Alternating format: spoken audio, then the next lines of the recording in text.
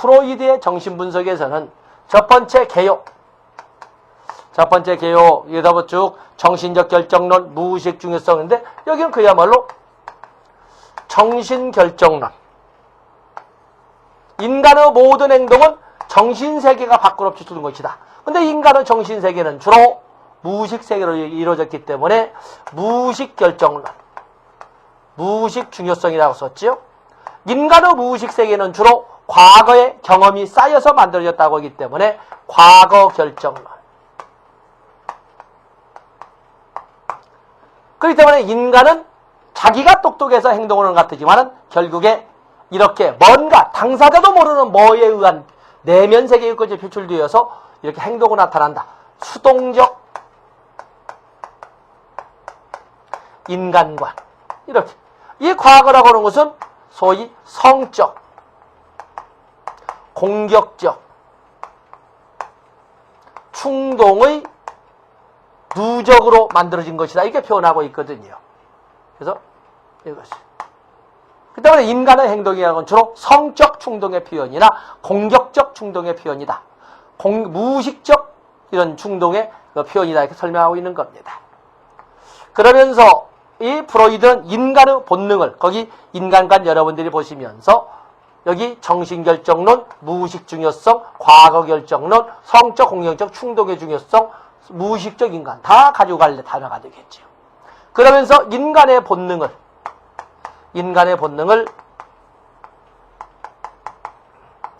삶의 본능과 죽음의 본능으로 설명을 하되 삶의 본능을 에로스라고 그랬어요. 에로스 중에 핵심적 영역을 리비도라고 하기 때문에 일부 책에서는 삶의 본능을 리비도라고 쓴 책도 있습니다만 사실은 옳지는 않습니다. 그래서 이 삶의 본능 에로스, 리비도, 성적 활력소라고 합니다. 그에 의해서 죽음의 본능은 타나토스, 불변의 회귀질로 되돌아가려는 절망, 좌절, 포기, 자살 이런 것들 생각하는 전부 죽음의 본능입니다. 당연히 사회복지 공무원이든 사회복지사든 간에 삶의 본능을 극대화시키고 죽음의 본능을 극소화시키려는 조력을 제공하는 전문가를 우리가 설명을 합니다. 다음에 이 프로이드는 인간의 정신의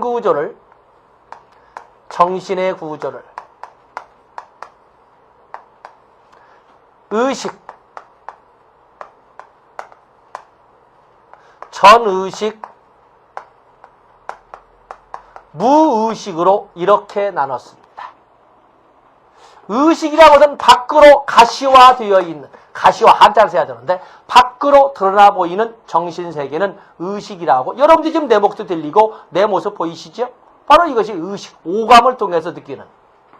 전의식은 밖으로 드러나 보이지는 않지만 약간의 자극을 통해서 밖으로 끄집어낼 수 있는 이런 정신세계는 전의식이라고 합니다. 내가 여러분들에게 지금 여러분들은 전혀 지금 생각하지 않는 것을 내가 한번 그려보겠습니다. 어제 저녁 식사를 생각해 보세요. 어제 저녁밥 누구랑 어떻게 무엇을 언제 이렇게 먹었는지 한번 생각해 보세요. 전혀 시험에 나오지 않기 때문에 노트 정리를 해본 적도 없고 지금 조금 전까지 생각을 안 했었는데 갑자기 내가 뜬금없는 어제 저녁 식사를 생각해 보세요 하니까 어제 저녁 때 다 생각했을 거예요. 이런 것처럼 약간의 자극을 통해서 끄집어 올릴 수 있는 정신구조를 전의식. 시험 보는 사람은 요거에 초점이 되어 있어야 돼요. 전의식을 믿으세요. 아까 말했잖아요. 어제 저녁 식사가 소소로운 일인데 다 생각나시잖아요. 무의식은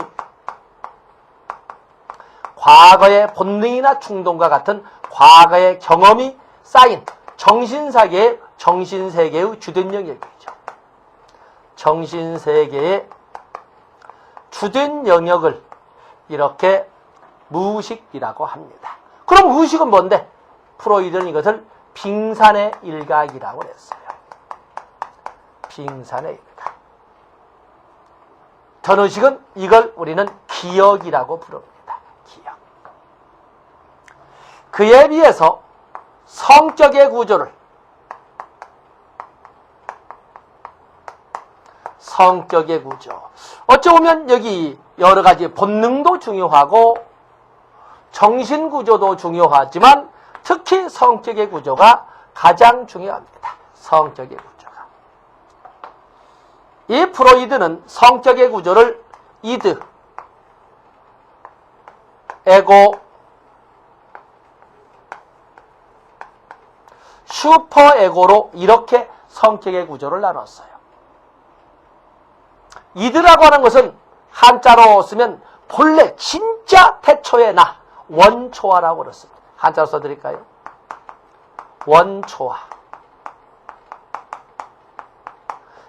처음에 나가 아니라 진짜 장충동 족발집 같은 나. 이것은 쾌락의 원리의 지배를 받는, 쾌락의 원리를 받는 본능과 충동의 세계를 말합니다. 말을 너무 부드럽게 썼군요. 쾌락의 즉각 만족을 추구하는 본능과 충동의 세계를 이드라고 합니다. 태어날 때 유전되어서 가지고 태어납니다. 자아라고는 에고. 에고라고 하는 것은 현실의 원리의 지배를 받는, 현실의 원리의 지배를 받는 이성과 분별의 세계를 이렇게 에고라고 하는데, 이 이성과 분별의 세계, 자아라고 하는 것은 이성과 분별의 세계인 이 자아는 합리적이고 현실적이다 보니까 현실 속에서 그래서 비현실적이라고 할 때는 본능과 충동의 세계인 이들을 현실화할 것이냐 말 것이냐를 결정하는, 그래서 보통 거기 여러분 적으십시오. 성격의 집행자, 성격의 조정자라고도 하는 것이 자아가 되겠어요. 그에 비해서 이것은 나를 넘어선 초자아라고 하는데, 초자. 이것은 도덕의 원리의 지배를 받는, 도덕의 원리의 지배는 양심과 자아 이상의 세계를 이렇게 슈퍼에고 초자라고 합니다. 이 슈퍼에고는 학문기를 넘어서 남근기에 가서 이들로부터 분화가 되는데, 이 슈퍼에고는 도덕의 원리의 지배를 받는 양심과 자아 이상. 양심과 자아 이상이라는 것은 부모의 양육 태도에 의해서 만들어지는 도덕의 세계를 양심과 자아 이상. 부모의 비난, 부모의 질책을 통해서 세상에는 해서는 안 되는 일도 있구나 라는 것을 배우는 것은 바로 양심이라고 하는 것이고, 자아 이상이라고 하는 것은 부모의 칭찬을 통해서 배우게 되는, 부모의 칭찬을 통해서 배우게 되는 이러한 도덕의 세계는 자아 이상이라고 합니다. 그래서 여러분들, 그러면서 이 슈퍼에고는 비현실적이고 비합리적인 이드와 같은 것이 현실화되지 못하도록 막는 성격의 심판자의 역할을 한다. 이렇게 여러분들이 적어주시면 됩니다. 그러면서 성격 발달 5단계.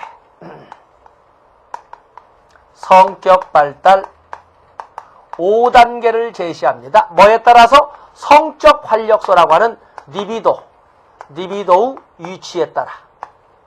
그래서 리비도의 위치라고 하는 것은 성감대라고 표현하는 것처럼 가장 큰 즐거움을 어디서 찾느냐, 가장 큰 즐거움을 어디서 찾느냐 하는 것이 있는데, 여기에는 리비도의 위치에 따라서 볼 적에 구순기, 학문기, 남근기 가장 중요하죠. 다음에 잠재기, 그리고 생식기, 이렇게 5개의 단계로 설명했던 건데, 이건 무조건 암기해서 가지고 가셔야 됩니다. 구순기에는 이드만 존재하는, 쾌락의 즉각만족만 추구하는 이런 단계가 되겠고, 학문기에는 에고가 분화되는 이런 시기가 되고, 어린이집의 단계라고 보시면 됩니다. 어린이집. 가장 중요하게 봤던 것은 바로 이 남근기. 한 4살에서 6살, 유치원 단계 정도로 이렇게 보시면 되는데, 이 남근기를 프로이드는 인간 성격의 가장 중요한 시기라고 해서 결정적 시기라고 이렇게 설명을 했어요.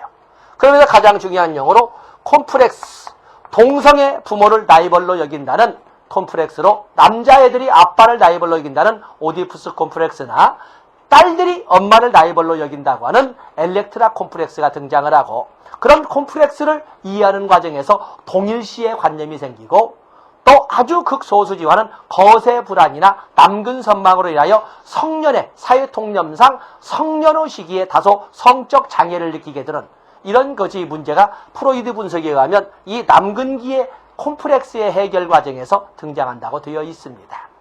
다음에 잠재기는 초등학교 단계, 이 시기는 어떤 리비도의 활동은 좀 침체되고 이 시기는 리비도 활동은 좀 침체가 되고 사유성이나 인지 발달이 다음에 생식기라는 것은 청소년기, 사춘기, 제2차 성징이 나타나는 시기를 이렇게 설명을 합니다. 프로이드는 여러분 알다시피 무조건 한 번도 빼지 않고 등장을 합니다.